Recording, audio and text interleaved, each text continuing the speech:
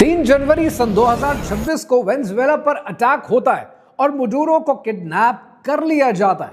और 3 जनवरी से लेकर आज तक आपने देखा है कि एक से बढ़कर एक बड़ी से बड़ी स्टेटमेंट्स आपकी निगाहों के सामने आ रही है। We're going to have our very large United States oil companies, the biggest anywhere in the world, go in, spend billions of dollars, fix the badly broken infrastructure, the oil infrastructure, and start making money for the country. And we are ready to stage a second and much larger attack if we need to do so. Oil, Venezuelan oil. We would have taken it up. We have the greatest oil companies in the world. They took all of our oil. Donald Trump ने कहा हम Greenland लेकर रहेंगे, चाहे उसके लिए हमें software use करना पड़े या हार्डवेयर यूज करना पड़े। We are going to do something on Greenland, whether they like it or not, because if we don't do it, Russia or China will take over Greenland, and we're not going to have Russia or China as a neighbor. I would like to make a deal, the easy way, but if we don't do it the easy way, we're going to do it the hard way. Netanyahu ने कहा कि Iran, we are closely watching you, very closely, every move. ישראל עוקבת בדריכות על הנעשה באיראן. הפגנות למען החירות התפשטו ברחבי המדינה.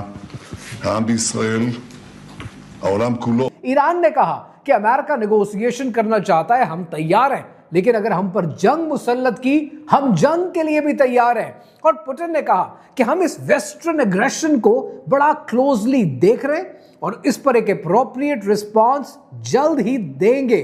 और आपने ये देखा कि media हर तरफ यही बातें डिस्कस कर रहा है। Venezuela, Greenland, Iran, war threats, sanctions, military posturing, social media पे यही ट्रेंड कर रहा है, यूट्यूब पे यही ट्रेंड कर रहा है और हर एनालिस्ट इसी के बारे में बात कर रहा है। लेकिन आपने ये देखा कि इस सारी कहानी में एक है जो बिल्कुल चुप है। और जैसे कि मैं बात कर रहा हूं चाइना की तरफ से आपने ये देखा कि चाइना ने सिर्फ बात की है, कोई बड़ी बात नहीं की, अप्रोप्रिएट रिस्पांस दिया है, लेकिन कोई जंग शुरू नहीं की, ताइवान पर हमला नहीं किया। आखिर क्यों? लेकिन इस सब को समझने के लिए आपको एक इंपॉर्टेंट एलिमेंट समझना है। 3 जनवरी 2026 को मडूरो को जब किडनैप किया जाता है, उसके ठीक 24 घंटे के बाद 4 जनवरी को वेनेजुएला के अटैक के ठीक एक दिन के बाद एक औरत ने एक छोटे से कॉन्फ्रेंस हॉल में चंद इकोनॉमिक्स के प्रोफेसर्स के सामने एक स्टेटमेंट दिया। और अगर आपको ये स्टेटमेंट समझ में आ गया तो आपको ये समझ में आ जाएगा कि ट्रंप, नेतन्याहू, पुतिन, खामनाई, इन सब की बातों का मतलब क्या है और आने वाले दिनों में क्या होने वाला है। उस औरत ने कहा, the preconditions for fiscal dominance are clearly strengthening. I repeat, the preconditions for fiscal dominance are clearly strengthening. किसी न्यूज चैनल ने इसे कवर नहीं किया, किसी बड़े अखबार की हेडलाइन नहीं बनी, किसी एनालिस्ट ने इसे मेंशन ही नहीं किया। क्यों? क्योंकि शायद ये बात उनको समझ में नहीं आई या शायद वो समझना नहीं चाहते थे। आज से 1815 साल पहले रोमन एम्पायर अपने उरूज पर थी, तब रोम ने एक कॉइन बनाया और इस कॉइन का नाम रखा डेनारियस। इस कॉइन में 94% प्योर सिल्वर इस्तेमाल किया गया, 4.2 grams, and that was a perfect coin. और ये कॉइन इतना पावरफुल था कि ये बन गया दुनिया की करेंसी, दुनिया का पैसा, दुनिया की रिजर्व करेंसी। स्पेन से लेकर सीरिया तक, ब्रिटेन से लेकर इजिप्ट तक हर तरफ ये कॉइन चलने लगा और रोम बन गया दुनिया का सबसे अमीर तरीन, सबसे ताकतवर एम्पायर। लेकिन फिर रोम में आने वाले हर एम्परर ने थोड़ा सा सिल्वर कम करना शुरू कर दिया। ये थोड़ा सिल्वर कॉपर के साथ मिक्स होने लगा और 94% आ गया 80 पे, 80 आ गया 70 पे, 70 आ गया 50 पे, 50 आ गया 20 पे, यहां तक कि सन 265 एडी में ये सिल्वर सिर्फ 0.05% रह गया और बाकी सब का सब धोखा। और इस तरह 200 साल के बाद रोमन एम्पायर अपने इख्तिताम को पहुंची और अब American dollar, the the United states US dollar 1913 से लेकर 2026 तक ये अपनी वैल्यू 98% खो चुका है। पैटर्न एग्जैक्टली सेम है। रोम को यहां तक पहुंचने के लिए 500 साल लगे, लेकिन अमेरिका सिर्फ 113 साल में यहां आकर खड़ा हो चुका है। और जब किसी मुल्क की करेंसी मरती है, डेड होने लगती है, तो एम्पायर डेस्परेट डिसीजंस लेती है। ये वेनेजुएला के अटैक को और आगे आने वाले इवेंट्स को समझने का एक नया पर्सपेक्टिव है जो आपको समझना चाहिए। कहानी क्या है, आइए समझते हैं।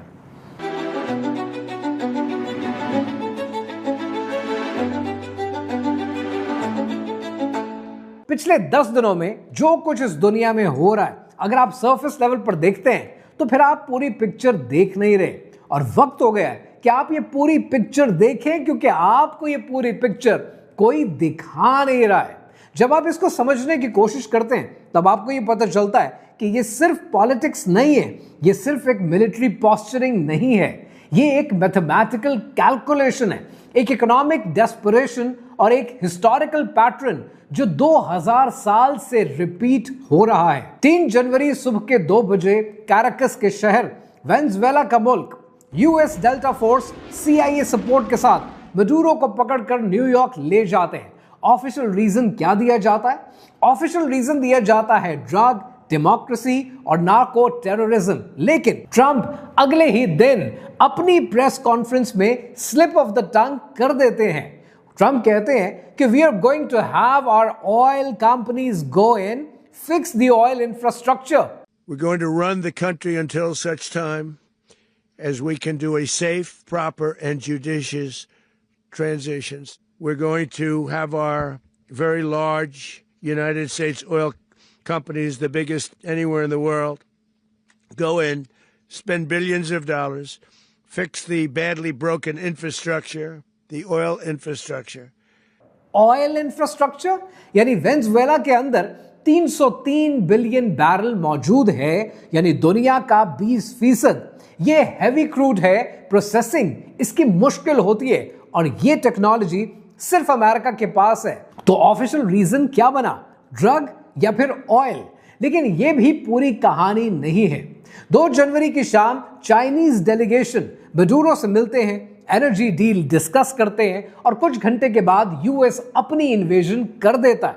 ये सिर्फ ऑयल ग्रैब नहीं है, ये एक रिसोर्स कंट्रोल है और चाइना को पैगाम देना है कि डी-डॉलराइजेशन रोकनी है। और सबसे इंपॉर्टेंट बात, डॉलर की मौत को डिले करना है। डॉलर की मौत, ये कहानी जरा आगे चलकर समझने की कोशिश करते हैं। पहले ये नंबर सुने। एक ऐसा नंबर है जो इसकी वजह से अमेरिका के इकोनॉमिस्ट को पूरी रात नींद नहीं आती है, और ये नंबर है $35,000। यानी हर सेकंड $35,000, हर घंटे $3 बिलियन और टोटल $38.5 ट्रिलियन। ये है अमेरिका का टोटल कर्जा। ये इतना ज्यादा है, ये लिटरली इतना ज्यादा है कि अगर आप जमीन पर एक डॉलर बिल रखें और उसके ऊपर एक और डॉलर बिल और रखते चले जाएं तो $38 ट्रिलियन, एक्चुअली $38.5 ट्रिलियन इतना ज्यादा हो जाते हैं कि बात चांद से भी आगे निकल जाएगी। लेकिन असली प्रॉब्लम इसके ऊपर लगने वाला इंटरेस्ट है। अमेरिका को हर साल पे करना है कम से कम $1 ट्रिलियन सिर्फ इंटरेस्ट पेमेंट के अंदर। यूएस का डिफेंस बजट इस वक्त $850 बिलियन है। मेडिकेयर का बजट है $900 बिलियन। मेडिकेयर यानी अमेरिका का हेल्थ सिस्टम, और उस सिस्टम के अंदर $900 बिलियन और इंटरेस्ट पेमेंट $1 ट्रिलियन।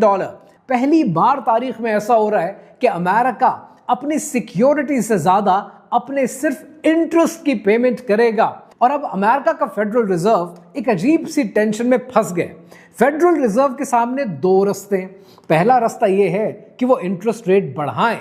अगर वो इंटरेस्ट रेट बढ़ाते हैं तो हुकूमत को ज्यादा पैसे अपने इंटरेस्ट में पे करने पड़ेंगे, गवर्नमेंट बैंकरप्ट हो जाएगी। और अगर इंटरेस्ट रेट कम करते हैं तो मुल्क में इन्फ्लेशन का एक्सप्लोजन हो सकता है।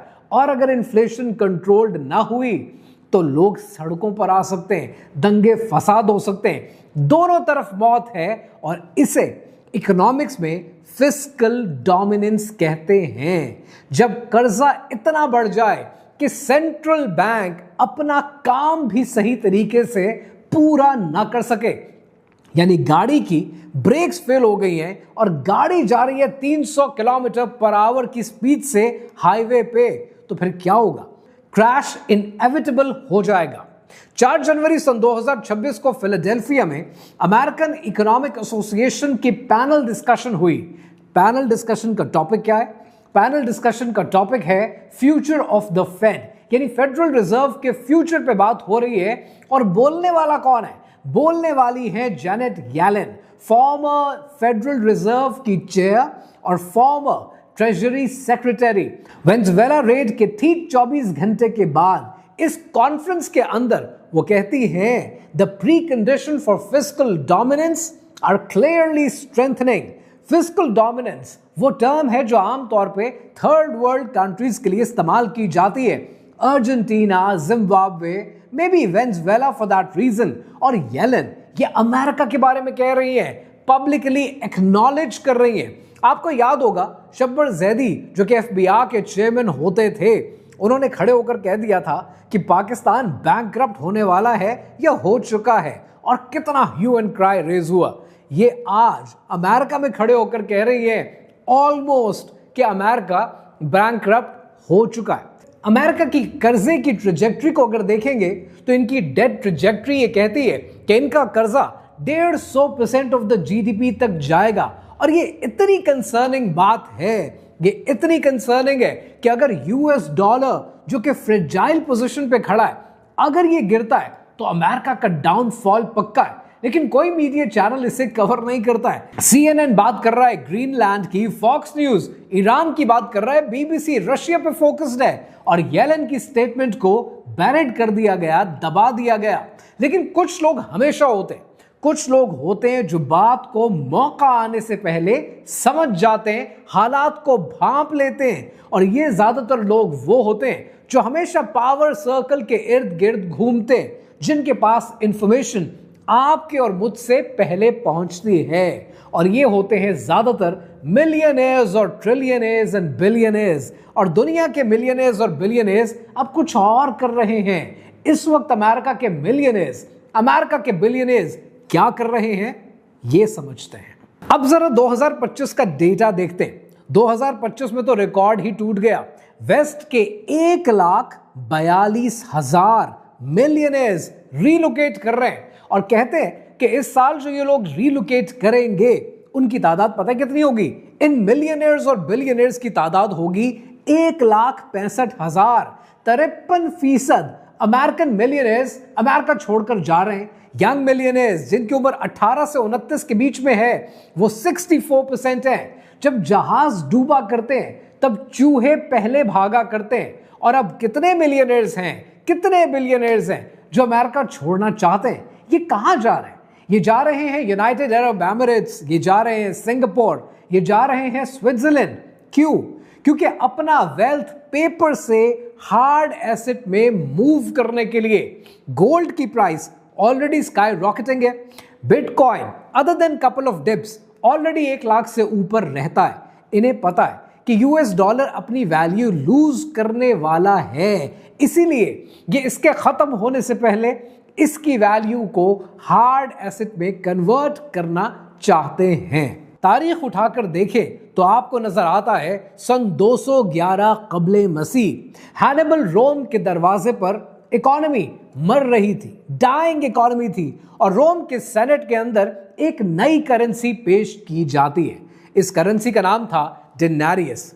94% pure silver, fixed exchange rate system with government guarantee. और यूं डेनारियस बन जाता है दुनिया की रिजर्व करेंसी, क्योंकि ये ट्रस्ट देता है, स्टेबिलिटी देता है, और ये बनी रोम की ताकत। डेनारियस स्प्रेड हो गया और ये बन गया दुनिया की रिजर्व करेंसी। स्पेन से लेकर सीरिया तक, इंग्लैंड से लेकर इजिप्ट तक, और यूं रोम बन गया तारीख का सबसे अमीर एम्पायर। लेकिन फिर वही हुआ जो हर एम्पायर के साथ होता है। जब लालच और तकब्बुर अंदर घुस जाती है। सन 64 एडी में नेरो की हुक्मरानी में रोम जल रहा था, रीबिल्ड करना था, खजाना खाली था। तो नेरो ने एक सोल्यूशन पेश किया। नेरो ने कहा कि डेनारियस के अंदर सिल्वर को अगर हम कम कर दें और इसके साथ कॉपर को मिला दें, 94% प्योर सिल्वर आ गया 80% पे। लोगों को क्या पता चला? लोगों को पता नहीं चला क्योंकि लोगों का भरोसा था, उनका ट्रस्ट था इस करेंसी के ऊपर। और फिर हर आने वाले एम्परर ने वही किया जो वो कर सकता था। हर आने वाला एम्परर इसके अंदर से सिल्वर कम करता रहा।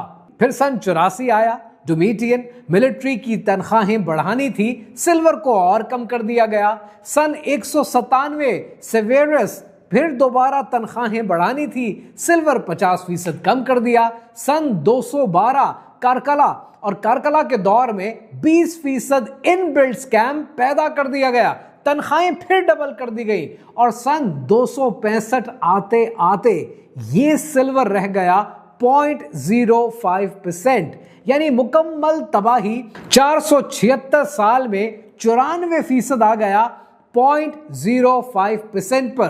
कंप्लीट फ्रॉड, कंप्लीट सिस्टम चोक। एक नया एम्परर आया, ये एम्परर था एम्परर फिलिप। इसके दौर में फिक्स्ड एक्सचेंज रेट सिस्टम टूट गया। सुबह 10 दिनारी की एक ब्रेड मिलती थी, दोपहर को 15 दिनारी की, शाम को 25 की और रात तक 100 तक पहुंच जाया करती थी। 1000% इन्फ्लेशन हिट कर गया। हर घंटे प्राइस बदलने लगी, मर्चेंट्स कंफ्यूज हो गए, दुकानदार पागल हो गए और सोल्जर्स को गुस्सा आया कि वो ये सारा काम, सारी मेहनत जिन पैसों के लिए करते हैं, जिन दिनारियस के लिए करते हैं, वो दिनारियस की तो कोई वक़्त ही नहीं है। बैंक बंद हो गए, ट्रेड रूट्स अबैंडन हो गए, इकोनॉमी डेड हो गई।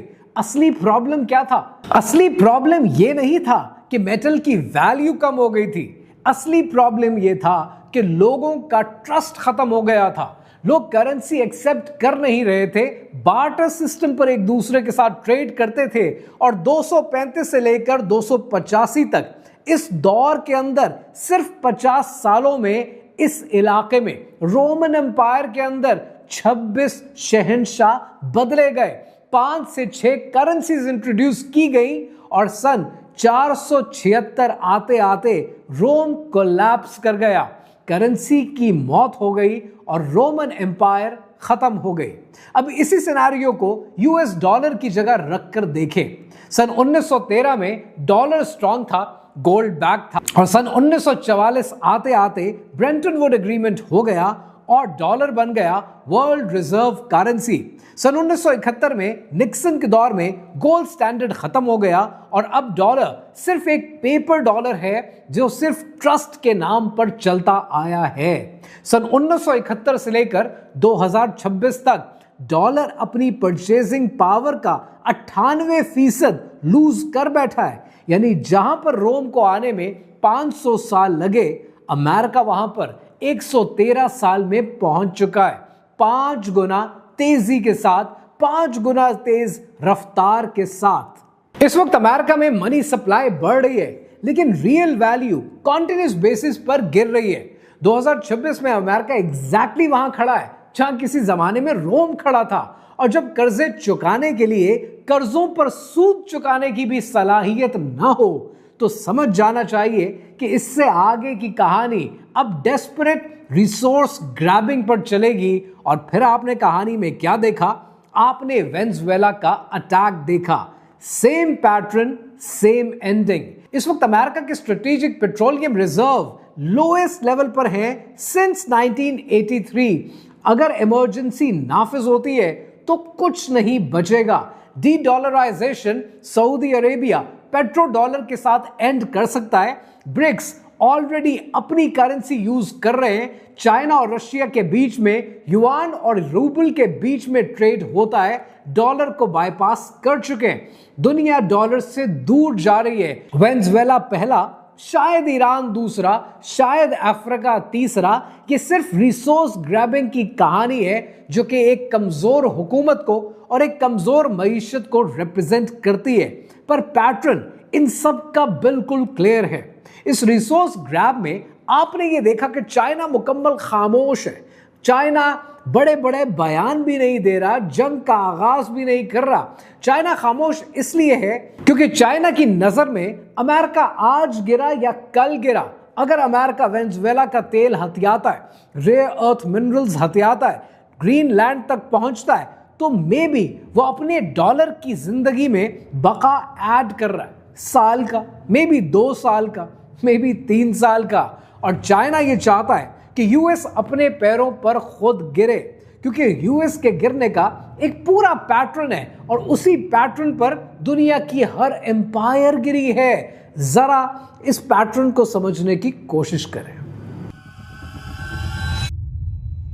अमेरिका के पास इस वक्त सबसे बड़ा हथियार उसका मिलिट्री इंडस्ट्रियल कॉम्प्लेक्स है। अब जरा इस कहानी को यूं समझे कि जब यूएस डॉलर वीक होता है, which is not backed by the gold, that is only backed by the trust, that's only backed by petro dollar, और अगर ये ट्रस्ट वीक होता है तो फिर उस ट्रस्ट को पूरा करने के लिए अमेरिका पूरी दुनिया से रिसोर्सेज को ग्रैब करने की कोशिश करता है with the power of its military industrial complex. और अगर कहीं पर भी इंटरनेशनल रिसोर्स ग्रैब फेल हो जाता है, कहीं पर मुजाहमत मिलती है, प्लान फेल हो जाता है या कोई और कंट्री इंटरवीन कर जाता है, तो लोकल ग्रैब शुरू हो जाता है। और फिर लोकल ग्रैब के अंदर अमेरिका शुरू करेगा मेटल से, गोल्ड से, सिल्वर से, और जब लोकल माइनिंग को रोकेगा और कहेगा कि हमें अभी इंडस्ट्री की नहीं, हमें हुकूमत का पेट पालने के लिए इस मेटल की जरूरत है, जब ये बात आवाम तक जाती है तब आवाम पैनिक कर जाती है। आवाम बैंकों की तरफ भागती है अपना पैसा निकालने के लिए, ताकि इस पैसे से वो मेटल खरीद सकें, गोल्ड खरीद सकें, सिल्वर खरीद सकें। और ऐसे मौके पर इन्फ्लेशन हिट करती है। एक आम डबल रोटी, एक रोटी का टुकड़ा, ये महंगा हो जाता है और हजारों गुना की इन्फ्लेशन आवाम को फेस करनी पड़ती है। ऐसे मौके पर फेडरल रिजर्व या सेंट्रल बैंक्स जो बैंकों को प्रोटेक्ट करते हैं, वो विड्रॉल के ऊपर लिमिट लगा देते हैं या फिर कहते हैं कि बैंक बंद हो गया है। आज अगर बैंक के अंदर ज्यादा लोग पैसा लेने आ जाएं बनिस्बत उसके जो डिपॉजिट कर रहे हैं, तो बैंक आज भी बंद हो सकता है। सो एज अ रिजल्ट जब लोगों को उनका पैसा नहीं मिलता तो वो वायलेंट हो जाते हैं। जब वायलेंट होते हैं तब प्रोटेस्ट शुरू हो जाता है और पूरी इकोनॉमी अपने पैरों पर धड़ाम खुद ही गिर जाया करती है। यह है चाइना का प्लान। चाइना चाहता है कि अमेरिका को कोई ना छेड़े, ये अपनी मौत, इनकी इकोनॉमी और इनका यूएस डॉलर शायद अपनी मौत आप मरे। लेकिन अमेरिका का डाउनफॉल आज शायद एक दिन में नहीं होगा, अमेरिका का डाउनफॉल शायद 10 साल में नहीं होगा।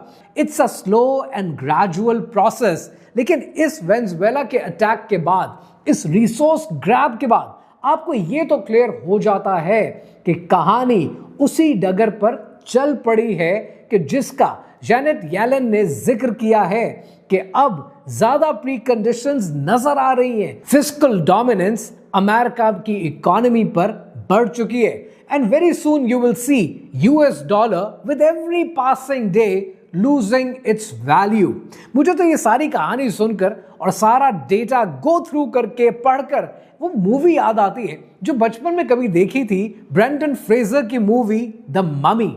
उस ममी के अंदर जब वो शैतान निकल आता है कि जिसको गाढ़ा गया होता है और वो ममी बाहर आ जाती है, तो वो ममी अपने जिस्म पर गोश्त चढ़ाने के लिए लोगों का खून चूस लेती है, उनके जिस्म का पोर पोर खा जाती है। शायद आज एक सुपर पावर यही कहानी रिपीट करता हुआ नजर आता है। But what exactly will happen, the time will tell. शायर कहता है कि उलझा है पाँव यार का जुल्फे दराज में, उलझा है पाँव यार का जुल्फे दराज में, लो आप अपने दाम में सयाद आ गया।